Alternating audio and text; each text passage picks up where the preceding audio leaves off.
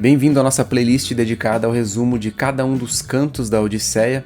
Esse aqui é o 8º vídeo, portanto, o vídeo sobre o canto 8, mas antes eu vou resumir o que a gente viu no último vídeo, que foi sobre o canto 7. No canto 7 da Odisseia, o Odisseu chega ao palácio do rei Alcino, na terra dos Feácios, e com a ajuda da deusa Atena, que colocou uma névoa em volta dele para ajudá-lo a passar despercebido pelo povo, ele consegue entrar direto no palácio sem ser notado, indo até a rainha. Ele encontra com a rainha e com o rei. Chegando lá, a névoa desaparece. O Odisseu implora ajuda aos reis, que o recebem muito bem, como manda a tradição da hospitalidade grega. E o Odisseu então esboça a sua história em poucas palavras, ganhando a simpatia dos anfitriões e ouvindo do rei a promessa de que ele certamente iria ajudá-lo a retornar para casa em Ítaca. O meu nome é Lucas Rosalém, você está no Universo Antares. E aqui na descrição você pode encontrar um link para a playlist completa desta série. E agora vamos ver o que acontece no canto 8. O canto 8 começa no dia seguinte, já à chegada do Odisseu no palácio, logo que amanhece, com o rei Alcino indo junto com o Odisseu até a praça onde vai acontecer uma assembleia que ele disse, no canto anterior, com os feácios, os principais da cidade, para decidir o que fazer com o Odisseu. Então, assim que eles chegam na praça, o rei e o Odisseu, outras pessoas vão se ajuntando a eles, vão chegando ali para a assembleia. E nesse canto nós vemos já outra vez uma grande participação da deusa Atena, que nessa hora se disfarça como o principal arauto do rei Alcino e vai percorrendo a cidade atrás dos principais cidadãos da cidade para ajudar o Odisseu a voltar para Ítaca.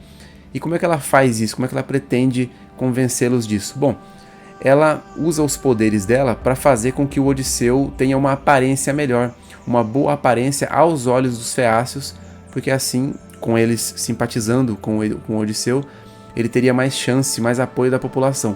Basicamente o que ela faz, pelo que se entende no texto, é deixá-lo mais bonito, mais alto e mais forte, é isso. E assim que o rei entende que já há quórum suficiente, ele inicia a assembleia, chama a atenção de todo mundo ali para explicar qual é o caso daquele estrangeiro e vai ali explicando a situação dele, dizendo que ele quer ir embora para casa e precisa de ajuda, basicamente. O rei se adianta dizendo que ele quer ajudar o Odisseu, mas que ele precisa de 50 pessoas, aliás, são 52 pessoas voluntárias para compor a tripulação necessária para acompanhar o estrangeiro nessa jornada de volta para sua terra. E acontece que algumas pessoas vão já se apresentando para essa empreitada e para comemorar, o rei chama lá um cantor conhecido do povo, um Aedo que é cego, que também é bastante curioso, já que disse que o próprio Homero seria um Aedo cego. Ainda que isso não tenha comprovação histórica, mas a discussão em torno da questão homérica, você pode procurar no Google aí, a questão homérica, ela é realmente muito longa e passa por essa lenda sobre ele também, O rei, ele serve um banquete para aquelas pessoas que se voluntariaram para essa empreitada. A cantoria começa e, coincidentemente, o cantor escolhe cantar uma música justamente sobre a guerra de Troia, mais especificamente sobre o próprio Odisseu numa rixa que ele teve com Aquiles. O Odisseu, ouvindo a letra, fica muito emocionado, começa a chorar, inclusive. Ele chega a esconder o rosto para que ninguém visse que ele estava chorando, mas o rei Alcino, que está prestando atenção nele, ele percebe, mas não diz nada. E é curioso como esse trecho aqui é quase uma repetição do que acontece no canto 4, onde o Menelau começa a contar sobre a guerra ao Telêmaco, sem saber que ele é filho do Odisseu, e o Telêmaco também chora, também esconde o rosto, e o rei Menelau também percebe. Então a gente tem tanto pai e filho com o mesmo comportamento, quanto uma situação toda com o mesmo efeito na percepção dos outros presentes. E outra coisa típica que acontece nessa hora também é que começam ali, depois do banquete, algumas provas atléticas, que a gente tem até uma impressão de que acontece nessa hora só para que o rei possa mudar de assunto quando ele vê o estrangeiro chorando com a música, porque ele encerra a cantoria na mesma hora que ele percebe o choro do Odisseu e já chama todos ali para outro lugar para começar essas competições de um jeito um tanto repentino. Mas para quem está acostumado minimamente com as epopeias das histórias gregas, isso não é surpresa nenhuma, essa entrada repentina de competições, até em contextos fúnebres às vezes, A gente já viu isso, inclusive, tanto na live da Ilíada quanto na live da Eneida, né, que é um texto romano, mas sobre essas mesmas histórias aí. O link dessas duas lives de análise, junto com a playlist de resumos dos cantos da Ilíada, igual a gente está fazendo aqui com a Odisseia, a gente tem toda uma playlist de resumos da Ilíada, né? Os links todos estarão nos cards e aqui embaixo, tá?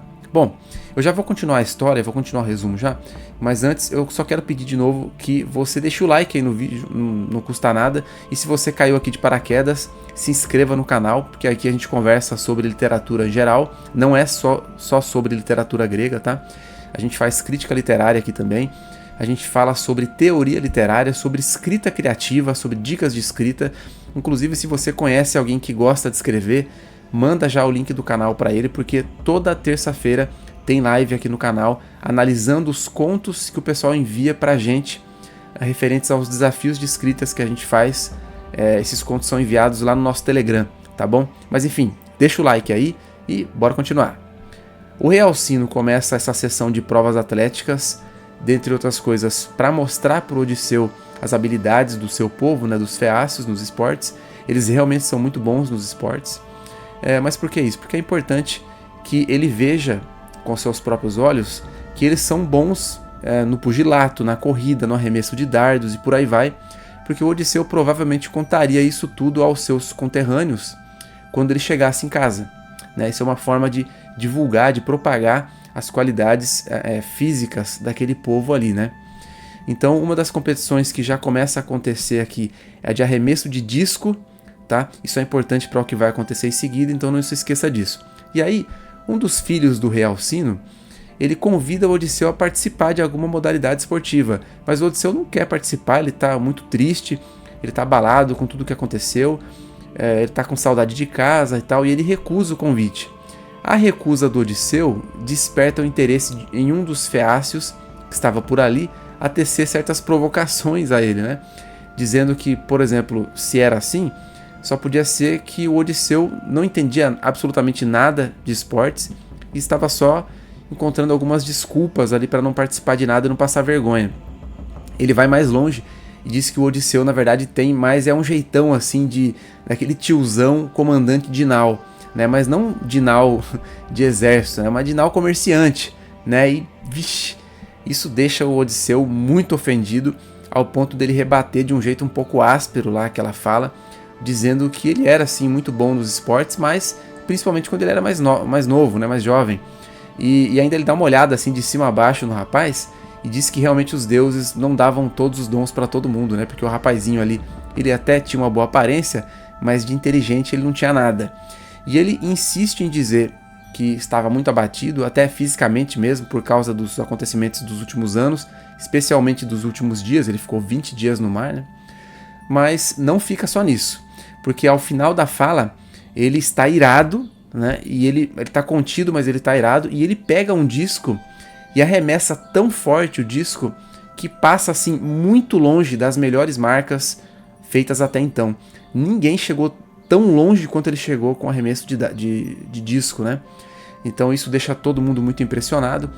O próprio Odisseu vai ficando mais animado, mas ele ainda está irritado, né? Então ele diz que vai topar participar de todas as competições e ele até desafia os presentes todos ali a competir com ele, né? Essa oferta não é feita ao rei, obviamente, porque ia ser uma coisa meio chata, né? Mas é curioso também que o rei nessa hora fica do lado dele e outra vez o rei põe panos quentes naquele climão que ficou e de novo muda de assunto, dizendo que quer mostrar para ele uma outra coisa agora. Ele quer mostrar as danças típicas do povo. E aí ele põe de novo o cantor cego lá para cantar outra vez, outra música, fazendo as danças começarem. E é um pouco engraçado o que acontece nessa hora, porque o próprio rei também vai dançar, né, ao ponto de que o Odisseu realmente fica encantado com as danças ali, e ele faz questão de elogiar a dancinha do rei, deixando o rei todo lá lisonjeado e tal, bastante feliz com isso, né? A música cantada dessa vez é sobre outro tema, ela era sobre o amor de Afrodite e Ares. Lembrando aqui que a Afrodite era casada com outro deus, né? Ela era casada com Hefesto, o artesão do Olimpo lá, o cara que faz as armaduras do Aquiles e tal, né? E o deus Ares, na verdade, era só o amante da Afrodite.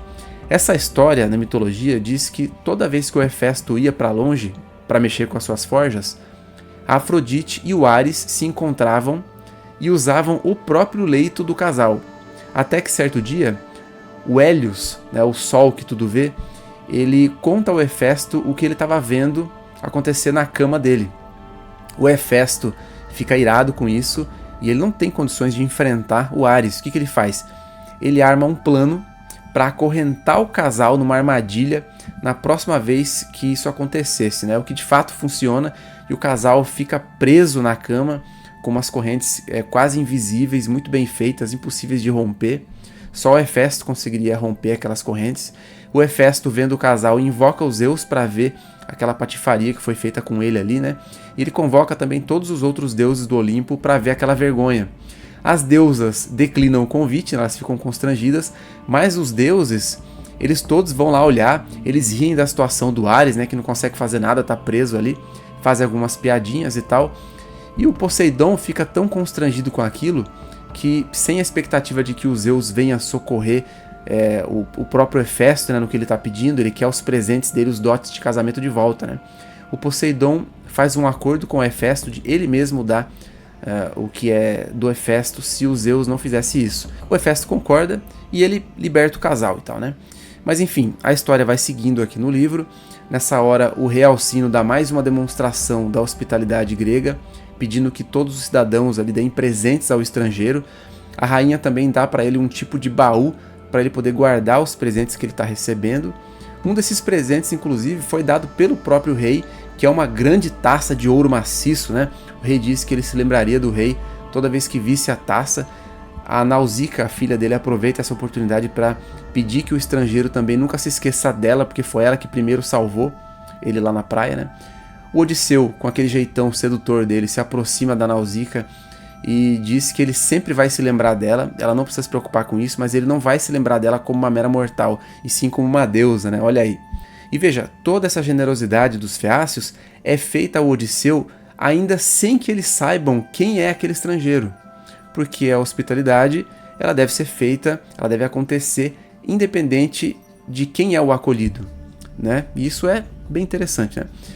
Continuando aqui, o Odisseu, ele elogia a música do Aedo, principalmente a primeira música, que foi aquela sobre Troia, e ele ainda pergunta se o Aedo não teria mais alguma outra letra especificamente sobre o cavalo de madeira que teria sido dado como um falso presente dos aqueus aos troianos. Olha aí, né?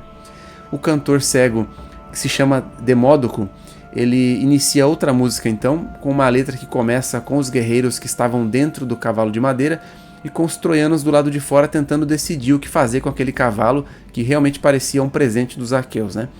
Enquanto o Demódoco cantava, o Odisseu volta a chorar e mais uma vez o Alcino percebe, inclusive porque é a segunda vez que ele chora justamente ao ouvir sobre a guerra de Troia.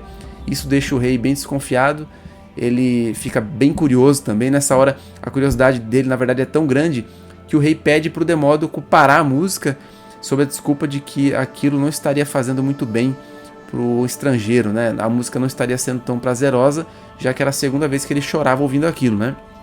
Obviamente, ele já aproveita para perguntar sobre a identidade do estrangeiro de uma vez por todas. Dessa vez ele quer saber o nome que ainda não tinha sido revelado, e ele pede detalhes da sua vida também. Pergunta, afinal, por que ele ficava tão comovido quando se falava da guerra de Troia. É claro que a essa altura o rei já estava bastante desconfiado de duas uma, né? Ou que ele tinha participado ativamente da guerra, ou tinha perdido alguém importante ali. Ele até pergunta isso. E é com essa indagação que a gente termina o canto 8. No próximo canto, o canto 9, nós vamos finalmente descobrir a reação e qual foi a resposta do Odisseu e se eles vão ainda assim enviá-lo de volta para casa, né? E se você gostou desse vídeo, não se esquece de deixar o seu like, se inscrever aqui no canal para não perder mais nenhum conteúdo sobre literatura clássica, sobre literatura de forma geral. E deixa aqui embaixo o seu comentário dizendo o que você está achando dessa série e que outros conteúdos você gostaria de ver aqui no canal, tá bom? Então, obrigado por assistir e até a próxima.